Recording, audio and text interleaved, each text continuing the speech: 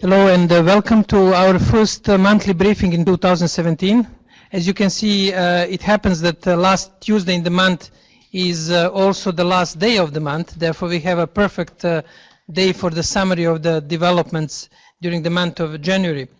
As you know, we will follow the same approach as we did during the previous monthly briefing. We will summarize the main developments through the IG barometer, and we will highlight three trends, and this time we will also reflect on the forecast for 2017. We will try to provide both summary of the main developments during January and also indicate what we expect that will be happening in the forthcoming months. Next slide, please. Could we have next? Okay, now those of you who know my style of delivering presentation, I'm not particularly fan of the text-intensive PowerPoints, but you cannot do it differently. We have the list of events in January. Don't worry, we won't be going through the whole list of the events. We'll reflect on them during the presentation. And some of you attended those events, especially events in Geneva, but as you can see, the developments were picking up, especially in the second part of the month, with the events around the CSTD, Commission on Science and Technology for Development in Geneva. Today we had an interesting session on the online extremism co-organized by UNOG and DCAF at the UN. But we'll be reflecting on these events during the session. Next, please. Okay, when it comes to the barometer and to the main developments over the last 30 days, in the field of a global IG architecture, the main developments was basically start of cycle of the preparation for the next Internet Governance Forum, and in particular meeting of the working group on enhanced cooperation of the Commission on Science and Technology for Development. I'm sorry for these long titles, but sometimes it's better to introduce them, not just to use the acronyms. Working group on enhanced cooperation is discussing, among other issues, if there is a need to have some sort of global governance framework on the ICT issues. And there are basically two views. On one side, there is a view that enhanced cooperation already exists and there is no need for any special mechanism for the coordination on the global level. And on the other side, and I would say the first group is mainly located among the actors from developed countries, not necessarily, and the other view mainly from G77, some of the G77 countries arguing that there is a need for the new mechanism on the global level, preferably, but some of those actors located at the UN. Discussion was quite interesting, especially towards the end of the working group on enhanced cooperation, and there has been also one can say the third view that maybe between these two views that everything is fine and there is no need for any coordination, and the other view that there is a need for the UN-based coordination. There has been a view that there could be some sort of coordination mechanisms and at the international level that should reflect multi-stakeholder approach. And both views, one that there are already existing mechanisms like in the field of online trade, cybercrime, and that mechanism, coordination mechanism, can provide the coordination on the international level. As you can see, the barometer was picking up. The second topic was sustainable development, and in the field of sustainable development, again, Commission on Science and Technology for Development was discussing how to make a better synchronization between CSTD process, between Sustainable Development Goals, the Agenda 2030 on one hand, and on the other hand the VSIS process, which is going to be one of the major frameworks for the forthcoming discussion on digital issues. In Cape Town, the UN hosted the World Data Forum. It was a very interesting event, and we have some fresh breezes from the South Africa. Namely, whenever one discusses question of data, it is often framed in the question of big data, more data processing. But these people in Cape Town made a step back and say, okay, let us see if we have a good national statistical authorities. And they said we should focus more on strengthening, especially in developing countries, the national authorities for providing good statistics. It is a healthy development because there is a strong focus that just big data will be the panacea and will solve all problems of humanity. Therefore, step back and reality check through the traditional statistic was a healthy message coming from Canberra. In the field of security, I'm sure that all of you are familiar with what's happened at the very beginning of the year, especially about, which really started with a report of US security agencies, which which reported the alleged Russian involvement into the cyber attacks, and especially in providing fake news during the presidential campaign. It was denied by Russian authorities, and the expert community has sort of different views. Some arguing that even if it had happened, it was very difficult to prove it with existing tools due to the use of the anonymity tools, Tor and the other applications. Therefore, that in a way marked the very beginning of the year. Year started with a high media coverage of this controversy and tension between Russia and the United States. Another important event which wasn't that visible, but I would say technically is much more important for cybersecurity, was that famous Israeli company, Celebrity, which is used for cracking mobile phone and the most secure communication, they made the announcement that there was a breach of their information security. Therefore, the one question is, what's happened with the guardians of the guardians? Because if this company was considered to be one of the most sophisticated companies, and they announced that there was a breach of their security, it is really on the technical side, on cybersecurity, very, very interesting development. Another important development in security was the lawsuit initiated by US Federal Trade Commission against D-Link company. I'm sure that you're familiar with the company which produces cameras, microphones, and Internet of Things. The name is D/Link. US authorities accused the D-Link that they didn't provide sufficient security protection, which was used as a backdoor during a denial of services attack in October last year.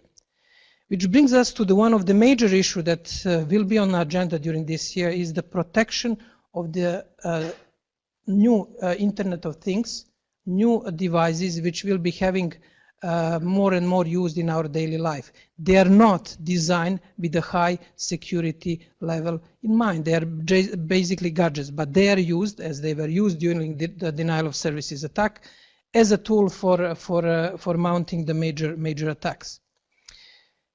The Federal Security Service in Russia announced that major commercial banks in the country were targeted as a massive cyber attack by hackers in November last year. That the whole cybersecurity scene is warming up during the very cold month of January, but it seems that it is a clear sign that this topic will be high of the agenda during this year. When it comes to e-commerce, we can see stronger push towards taxation worldwide. Colombia basically passed new rules that impose 19% taxation on internet services paid by credit card, primarily targeting companies like Netflix, Uber, Spotify, and Airbnb. Therefore, governments will be looking more and more for additional funds, and the first target obviously are the internet companies, who are the healthiest part of the modern economy. Similarly, in Canada, government is considering imposing the so-called Netflix tax on digital services brought from foreign companies over the internet. In the UK, thousands of eBay and Airbnb users are being pursued by the British tax office for not declaring their earnings from so-called sharing economy. In Indonesia is continuing its pressure on the internet companies to pay the taxes in Indonesia, and they're claiming, for example, from Google, $25 million in taxes. This trend is going to continue, and it is very, very clear, especially if the protectionist measures are going to be in place during this year. Next slide, please. David, next. Okay, fine. Good. The next development is on digital rights. African Union and European Union stressed the importance of digital rights during their meeting, recent human rights dialogue. European Court of Justice has ruled that security concerns are not sufficient reason to deny a prisoner's internet access. An interesting ruling by European Court of Justice, and we can expect much more coming from Luxembourg and the European Court of Justice, especially in the next Uber ruling on if the Uber is transportation or information company. Turkey has announced that Turkey will develop its own search engine, which will reflect Turkish cultural and national values. This is another interesting development in this field. David Kay, UN Special Rapporteur, criticized UK authorities that they are trying to introduce age verification for the access by minors to the materials to prevent children from accessing online pornography and other materials. David Kay argued that it can be the first step towards profiling who are the users of the internet, and it can reduce the level of anonymity and the freedom of access to the internet. In the field on legal field, and in particular on jurisdiction, the major development in January was that famous Microsoft case where Microsoft challenged the US authorities when US authorities requested access to Microsoft data based in Ireland. Microsoft in 2016 challenged that request, sub poena, and they won the case. And there was appeal, but then this appeal is refused. Therefore, the case is now more or less legally fixed. Therefore, that's extremely important case because it specified that internet companies based in the United States cannot request access to data if it is hosted by the, let's say, Microsoft Ireland and companies abroad. United Arab Emirates and Uber made an interesting deal that Uber can use only 14,000 cars in United Arab Emirates. That's sort of the new type of deals which Uber is concluding with the national governments. European Parliament had adopted a report outlining a recommendation for the introduction of civil law rules on robotics. And I suggest that all of us put the European Parliament on the radar because they've been trying to introduce some thinking about how to regulate or at least guide development in artificial intelligence and robotics. And here is one of the reports.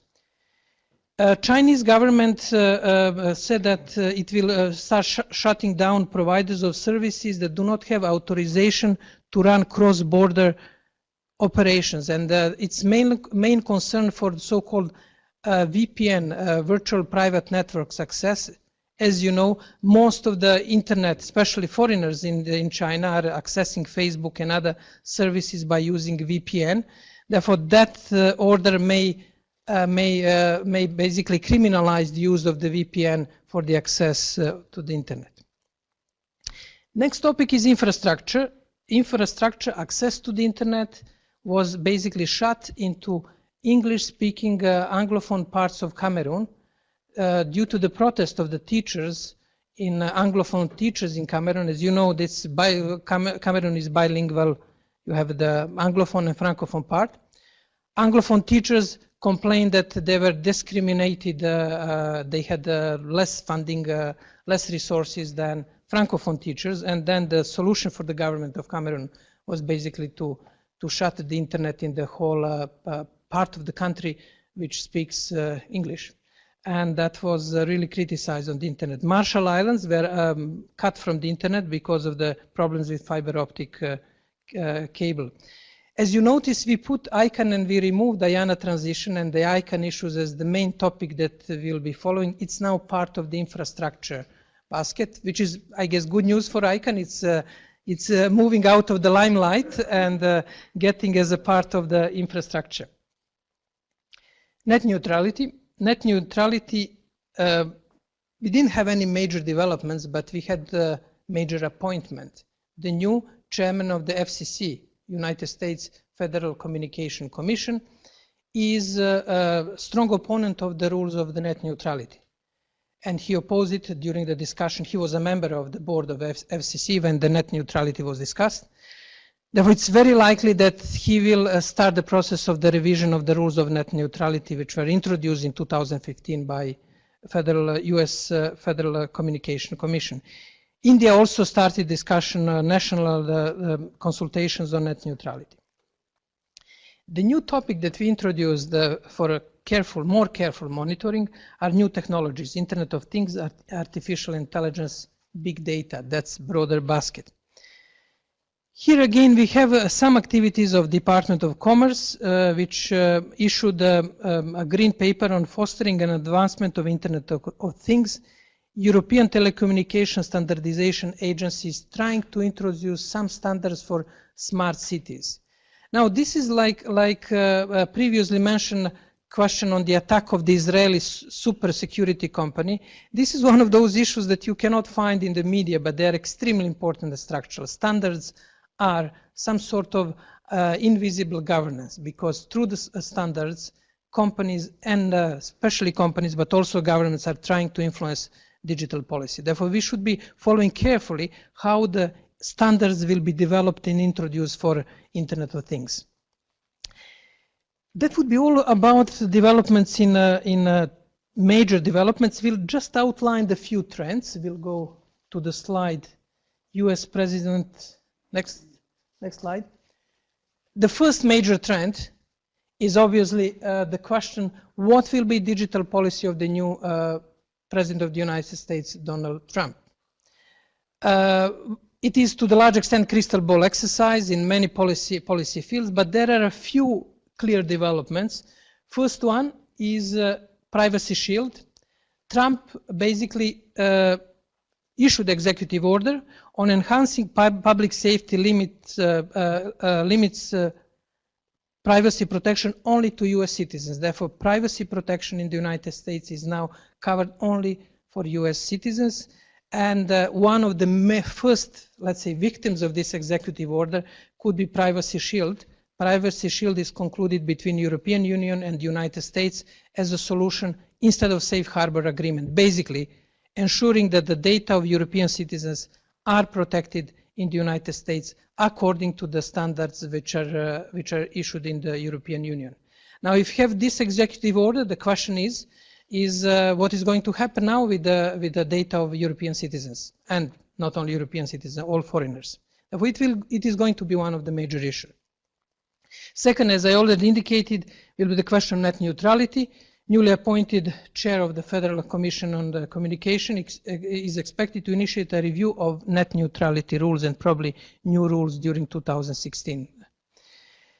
And President Trump announced, and he invited the group of experts to provide him with the new cybersecurity measures within 2 months, including the list who are the US cyber adversaries and what the United States should do in order to protect its own infrastructure and also for the global cybersecurity. Those are 3 major developments so far. Everything else is guessing to what extent, in what direction new president's digital policy will move. Next. The second development, which is more, let's say, domestic, local, it's IGF preparations. This year, the Internet Governance Forum will be hosted in Geneva in December, and there was invitation for stakeholders to submit their contributions, and there is sort of there are discussions, consultations, how international community can use the IGF hosted this year in Geneva in order to strengthen the overall global internet governance. And there have been quite a few consultations and discussions on the ideas what could be the activities leading, build-up activities leading towards the IGF. Next. One issue which we already indicated is US-Russia, this case cyber saga continues. there was a new report by US intelligence services concluding with high confidence that the Russian president was being influenced a campaign aimed at the US presidential election. Russia denies accusation. In Russia, 3 cybersecurity specialists connected to Kremlin are arrested over allegation that they were spying for Washington. And the main open question is how will the US-Russia resolve their cyber tension over the next few months? And this is another completely crystal ball exercise, and nobody basically knows how what will happen in the cyber field.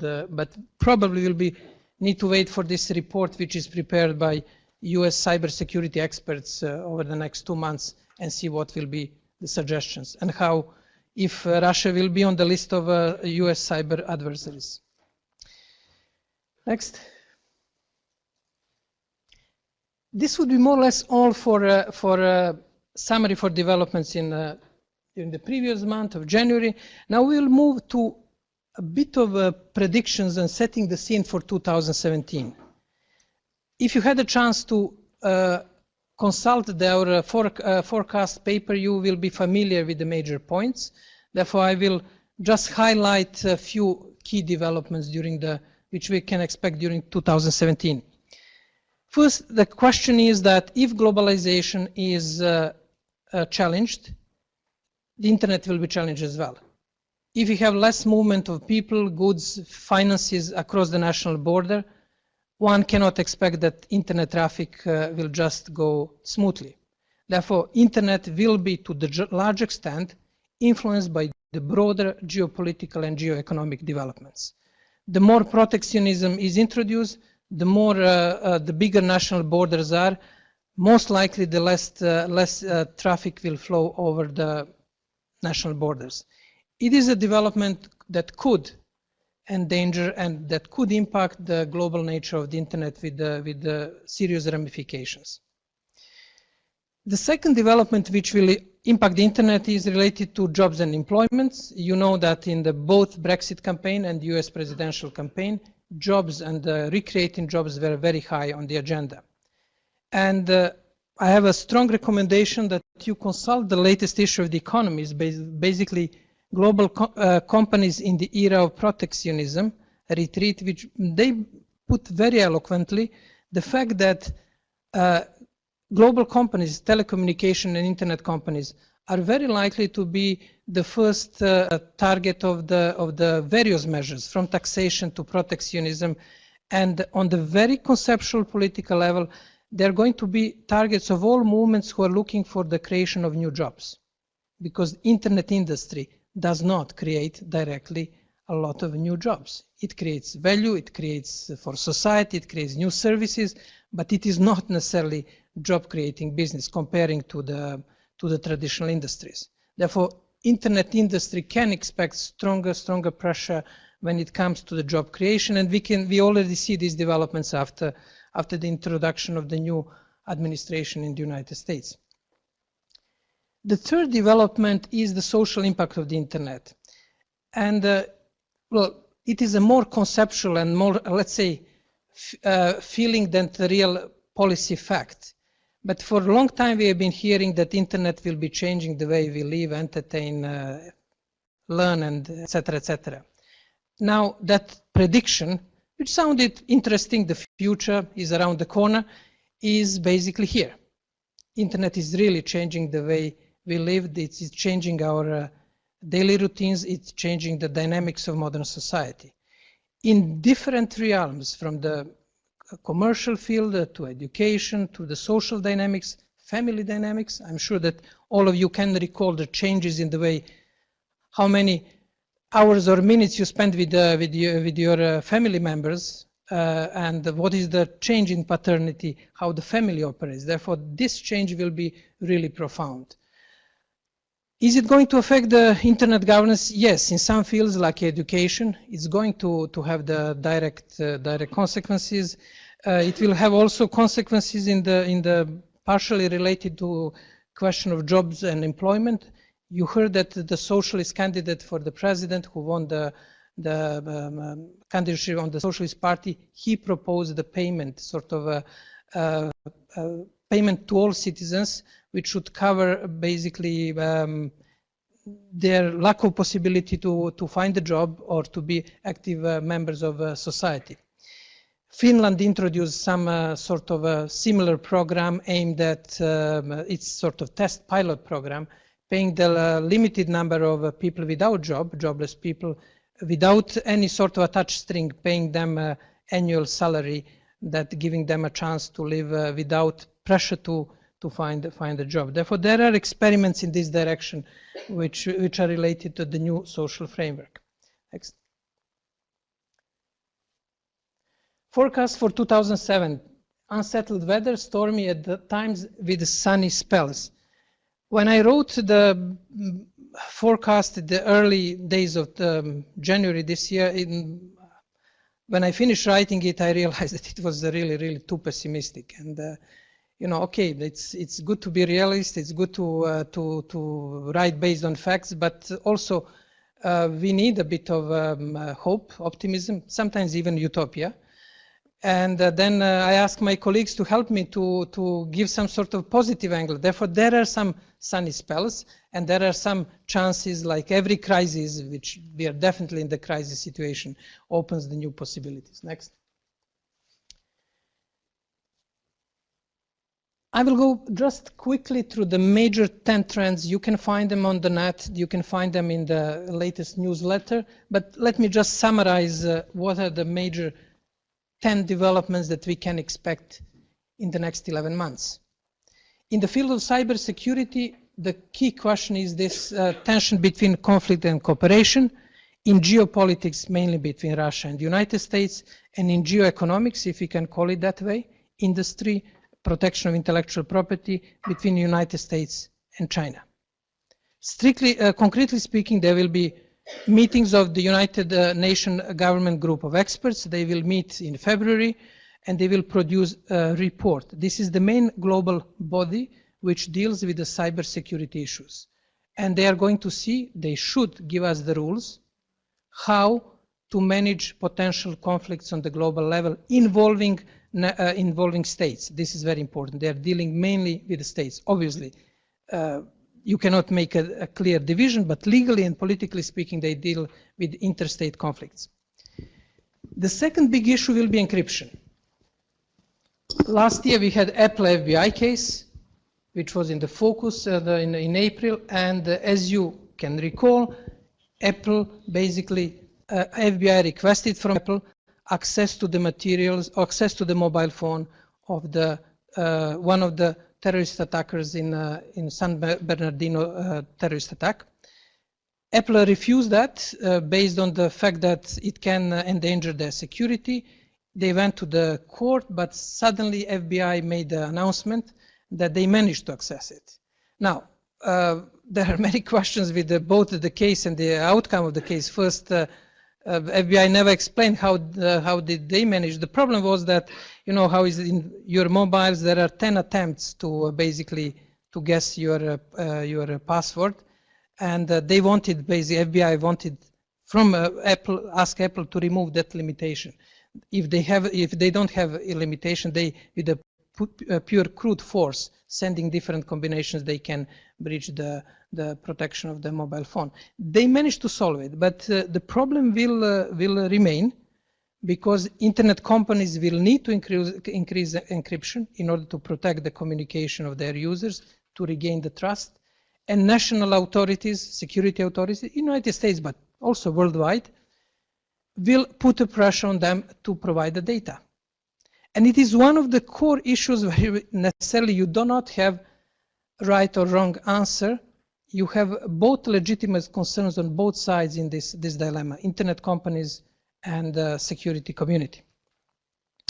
Content policy is getting also high on the agenda with fake news and violent extremism online, violent extremism content. Fake news open one of the core discussion and push again internet companies further to the political space. They basically ask them to ensure that there are no fake news on the internet, and that they should be somehow involved in some sort of content management. Some argue that it would be censorship. Internet companies are very, very reluctant to move in any policy field. They argue that they are just a platform, they provide the services, but they don't want to interfere with the content. And it will be another big issue which will be discussed next year, both in the context of the fight against terrorism, but also in the discussion on the fake news. Fourth trend is a powerful interplay among artificial intelligence, Internet of Things, and big data. And in this triangle, the interplay goes this way. Cars, refrigerators, whatever tools that we have been using in the past were in a way dumb tools. We were operating them, putting food in the refrigerators or driving cars or using this Internet of Things devices. Now artificial intelligence provides them with a really powerful intelligence and the way of dealing with the problems. And it was clear during the Las Vegas summit of consumer electronics that it is going to be a big, big issue. Intelligence provided to Internet of Things devices. Internet of Things are generating, and this is the basis of their model, they're generating a lot of data. Once you have Internet of Things connected to the internet, your device, whether it is your car or your watch or whatever, is generating obviously a lot of data, and this is how the internet companies are making money. This data is then processed by big data tools and feed back into artificial intelligence. Therefore, artificial intelligence puts the hypothesis that Jovan goes 3 times a day to have a coffee at the attic. I go 2 or 3 times. Now, if I have a device that can control my movement in the building or whatever device that can control that hypothesis can be checked and then the algorithm can be adjusted. Therefore, that closed circle, vicious circle between artificial intelligence, Internet of Things, cars and everything, big data, and again artificial intelligence is going to be a powerful new model which will be used by internet companies. Data governance and data localization will be in the focus. In Geneva, we will have the series of data talks involving University of Geneva, CERN, ITU, Internet Governance Forum, and other players. And we would like to invite you. We'll announce these data talks, but the key idea is to discuss data governance from different perspectives: legal, ethical, technological, and other perspectives. Next. Digital trade and internet economy, with the preparation for the WTO summit in ministerial meeting in Buenos Aires, is going to be in the focus, but underlying tension will be this one, which was outlined in The Economist. Underlying tension will be pressure on the internet companies to share their wealth through the internet taxation, and the growing pressure from the movement towards protectionism worldwide. Therefore, that will be structural tension, which will be somehow reflected in discussion in WTO. ICANN, after the IANA transition, relatively quiet time at ICANN, but we can hear from Nigel if there are any sort of if there is any breeze or it's completely quiet weather in the ICANN world. There will be a trend is the digital policy shaped by core decisions. Those of you who have been attending these briefings, you can recall that I've been always alerting about the major digital governance development. If there are no rules, if there are no policies in place which are reasonable, which can protect reasonably citizens, citizens will go to the courts. A right to justice cannot be denied. And this is what is happening particularly in Europe, but also in other regions. You have and then what's happened with the right to be forgotten case is that suddenly the court decision made Google the biggest juridical organization in the world. Google is processing so far more than 600,000 requests to right to be forgotten. I mean, if you put all court cases worldwide, I think they would come up to 100,000, maybe even less. What we are witnessing is that the courts are shaping global digital policy. They're not just addressing concrete cases, concrete disputes, which should be the court's decision, but they're also marking and introducing new policy. Uber case, which will be decided that the European Court of Justice can have a really serious ramification if Uber is declared by European Court of Justice to be a transportation company. Therefore, all transportation regulation will be applied to Uber. If it is declared to be information company, as Uber is arguing, then it will remain more or less in the same situation as we have today. Ninth trend is connecting the dots among digital policy silos. That will be also the major challenge. And the 10th trend is the digital realpolitik, from values to interests. We can expect more bilateral agreements. We can expect more deals and less global arrangement. And it will be the major challenge with potentially quite high impact on the way how internet has been governed so far. In particular, multi-stakeholder approach, inclusiveness. There are organizations like IGF, ICANN, and other players who develop quite elaborate way of including as wide as possible communities. Obviously, there are limitations and there are problems in the way how it is run, but it has been the major process that may be impacted with the current shift to the digital realpolitik. Next. Okay, main events in February ahead of us. ITU, Child Online Protection, starting this week. ITU Council Working Group on Internet. Then we'll have a meeting of network community in Washington, and then there will be also a meeting in February of the ITU group on the VUSIs. Therefore, it will be quite a busy start of the month for those colleagues who are following ITU developments. There will be also VUSIs consultation on 14th of February, second meeting in Geneva, in the preparation of the VUSIs forum, which will be held in June. And meeting in Vienna on strengthening confidence building measure in the OSCE under Austrian presidency. Austria took over presidency in January from Germany, and cyber is going to be very high on the Austrian OSCE presidency agenda. Domain Pulse meeting in Vienna, and very important meeting is Munich Security Conference in between 17th and 19th February, and according to the whole signals, cybersecurity is going to be quite prominent at this meeting, and it is going to be one of the first meetings where the new, let's say, security establishment in the United States will meet both the NATO partners but also other players and actors in the world, and that is quite important event. Immediately after Munich Security Conference, we will have a week with the UN Group of Government Experts, third session. They will start drafting the final report for the UN General Assembly. And it is a closed meeting attended by 25 member states of the UNGG, but there will be probably a few side events, and we may organize one side event on the what will be next after UNGG, what will be the future arrangements in the field of global cybersecurity. On 21st February, we'll have a briefing for heads of mission from the Southeast Europe.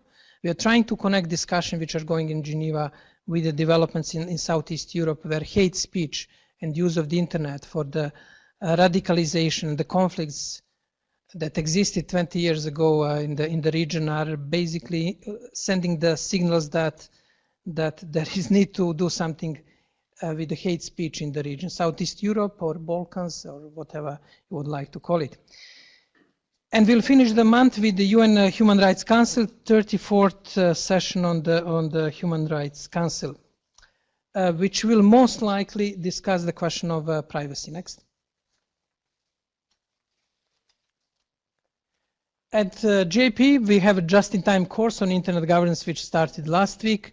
On the 9th of February, we have a webinar on standardization. We will be focusing more and more on the question of standardization. You probably noticed that at the GAP, at DIPLO, we try to identify issues which may not be in the high focus on the mainstream institutions and try to focus on them. Standardization is going to be a highly important issue. We'll have a briefing, as I already mentioned, of the heads of missions again, on 28th of February, the last day of the month. Well, that's sort of coincidence. We'll have our briefing about developments in February 2017. Next. now the event was now followed by 3 local hubs: Brazil, Tunisia, and Southeastern Europe. I guess this is a time for questions and comments. Shall we start from online community? Hello, everyone. We had here in the chat room a very vivid discussion around global power shifts and implications for the governance of the internet. And we have 2 questions. One comes from Argentina, from Romina. The geo-economic map has changed in the Trump era. What's to be expected on electronic commerce? This is the first question. The second one is from Tracy from Trinidad and Tobago. Is there a unified EU position being proactively formulated in response to the emerging US policy as it relates to the likely impact on digital issues? So does the EU think about the position in response to digital developments under US administration? The answer to the question from Romina on the geoeconomics, yes, obviously internet economy cannot exist outside the real economy, and what World Bank report showed us that digital economy covers only 5% of the global economy. Sometimes we see it much bigger. But whatever happens in the real geoeconomics field, especially in the United States, but also other countries, will definitely affect the internet. Therefore, if there are the measures and special tariffs imposed on the, let's say, movements of goods, importation, we can expect that that will sort of initiate or some moves on the countries which are affected, which may impact the internet, definitely internet commerce, e-commerce, but possibly also internet traffic as a whole. Because the internet model, as you know, Google, Facebook, other models are interplayed between general traffic. You don't have the financial transactions as the direct way that could be addressed, but the economic model, business model is based on data. Therefore, the impact will definitely be there, and we can see already from these few developments at the beginning of the month that we have Colombia imposing 90% of taxes, Canada consider it Netflix taxes, Indonesia, and other countries. Therefore, taxation probably will be the shortcut for some measures that could reduce the profit of internet companies. Second question is a very good question, and I've been asking my colleagues and friends from European Union, and it's a really interesting moment because you have a few players, major players in the global digital politics. You have United States, Russia when it comes to cybersecurity, and China when it comes to cyber economy, and the tension between, let's say, geopolitics between United States and Russia, and geoeconomics between United States and China.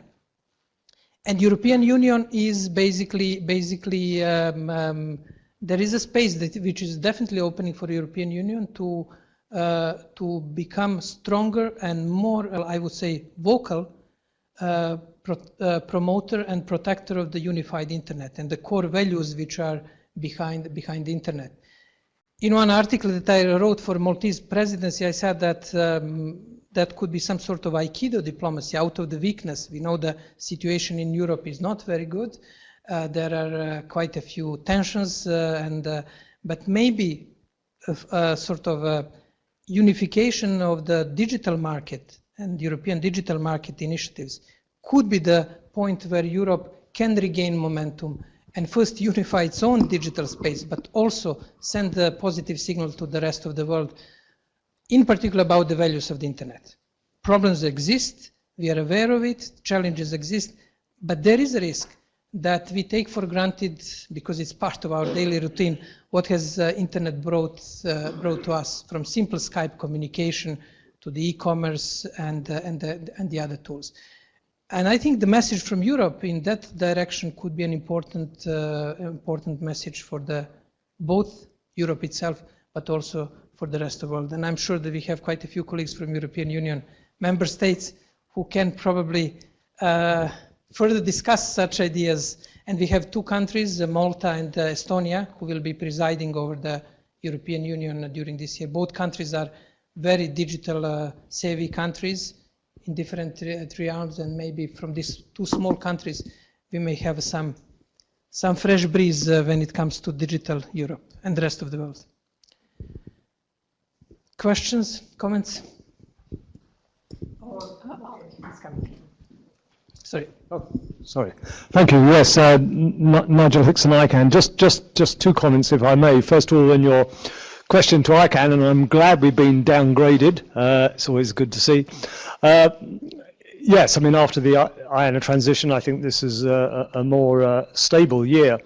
But of course, developments, as you say, geopolitical developments affect us all, and they affect ICANN. One of the discussions that are still taking place in terms of the accountability framework for ICANN is jurisdiction, and what jurisdiction ICANN is subject to. Of course, it's subject to US jurisdiction as being located in California, and I expect that will be a more prominent discussion topic in light of developments. There's also discussions on the auction monies through the GTLD program, and indeed a new GTLD round perhaps in a couple of years' time. The other point I just wanted to make, in addition to your very comprehensive outline of all the things going on, is the G7 and the G20 sort of events. Both of the G7 and G20 have a sort of ICT component, and there'll be an ICT ministerial in April on the G20 on sort of digital transformation that Germany is sort of presiding over, and there'll be a multi-stakeholder component of that, where we have the ability to try and shape a roadmap for the future of ICT in the G20. Thanks. Thank you, Nigel, for this reminder about the G7, which is presided by Italy, and G20 by Germany in the forthcoming period. Okay, if there are no, we missed today Richard Hill and his first question. I hope he's following online, and we will, if there are no other questions, I would like to thank you for your joining us today, both in situ and online, for our online community. We'll close this part of the briefing here in situ. We'll have some refreshment for our friends who are here in Geneva. Unfortunately, we cannot provide virtual refreshment, but I invite you to stay and to continue discussion in Southeast Europe, Brazilian group and Tunisian group. There will be ongoing chat about the developments related to the countries and the regions. Thank you, and all the best. Have a nice and successful February. Bye-bye. Thank you.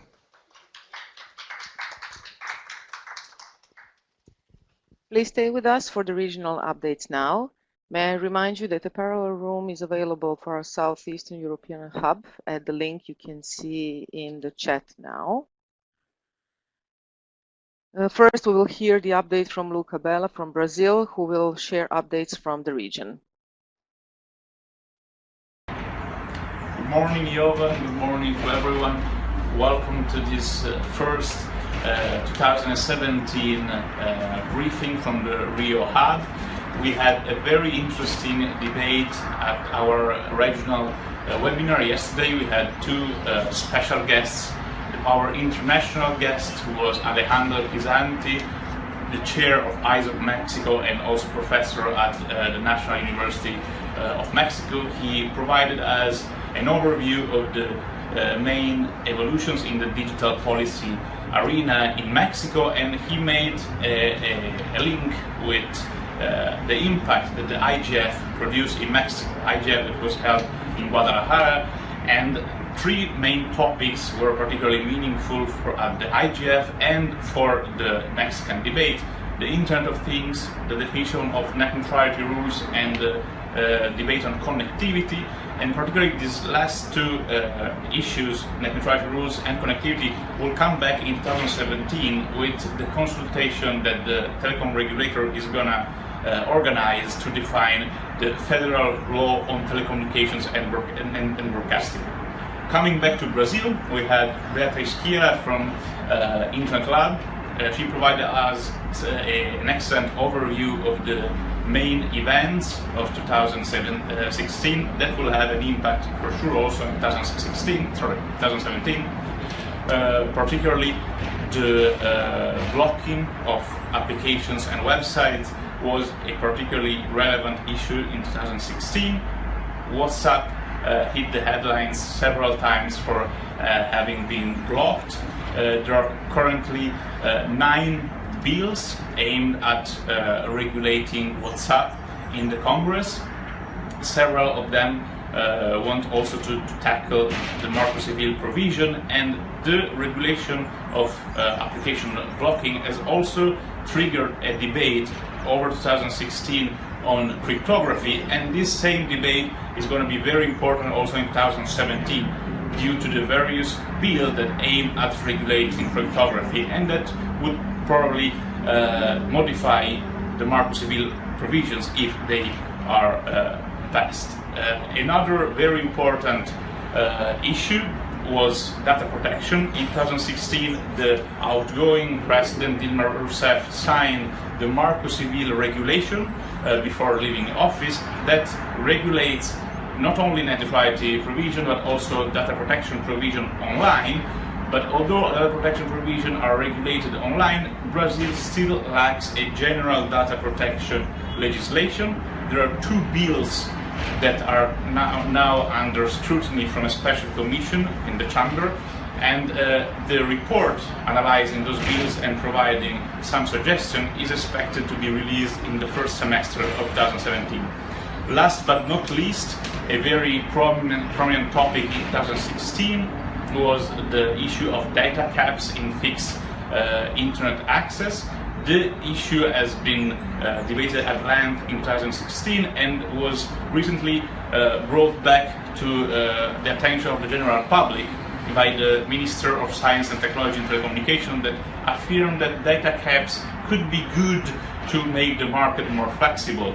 This statement has infuriated civil society, but this issue is expected to be addressed and hopefully solved by the Anatel, the regulator that is going to organize a consultation on data caps in 2017. That's all for this first webinar of the year. An excellent 2017 to everyone, and see you next month.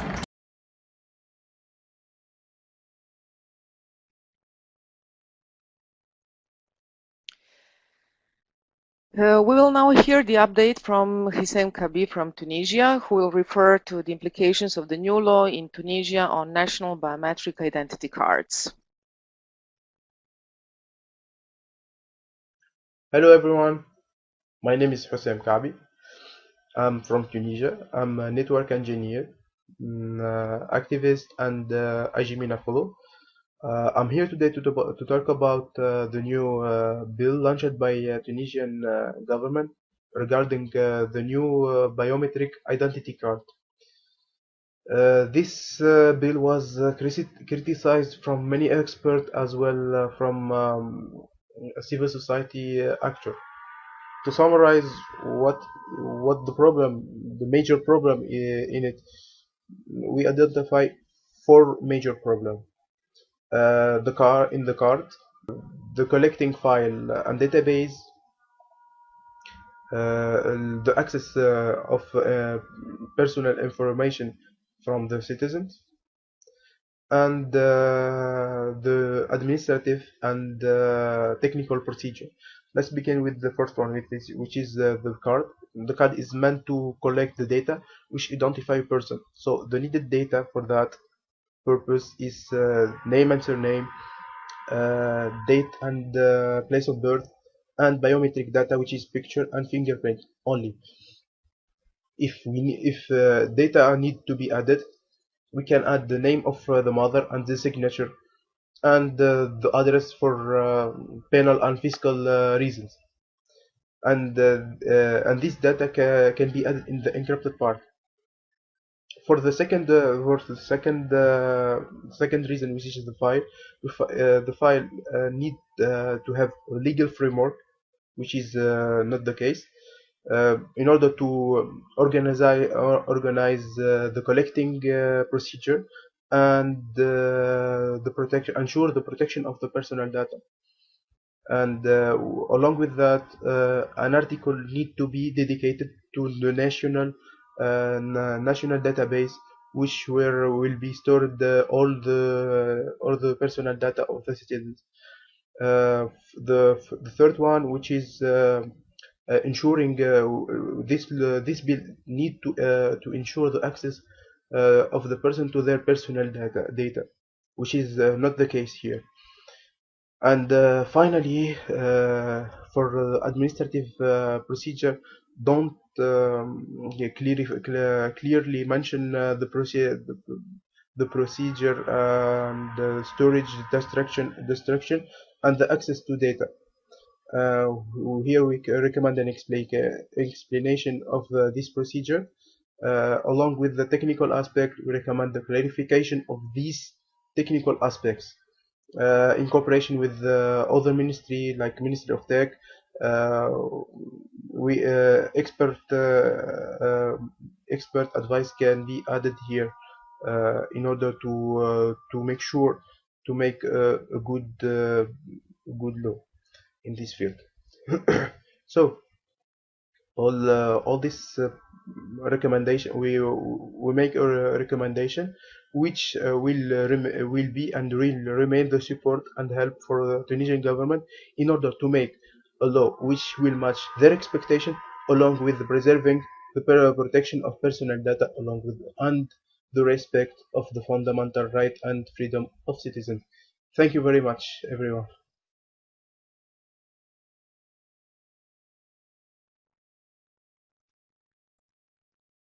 Thank you for joining us for today's briefing on internet governance. The recording, presentation, IG barometer, and digest will be available soon. The Geneva Digital Watch newsletter will also be available for download today at this link you can see now in the chat. Thank you once again, and see you on 28th February.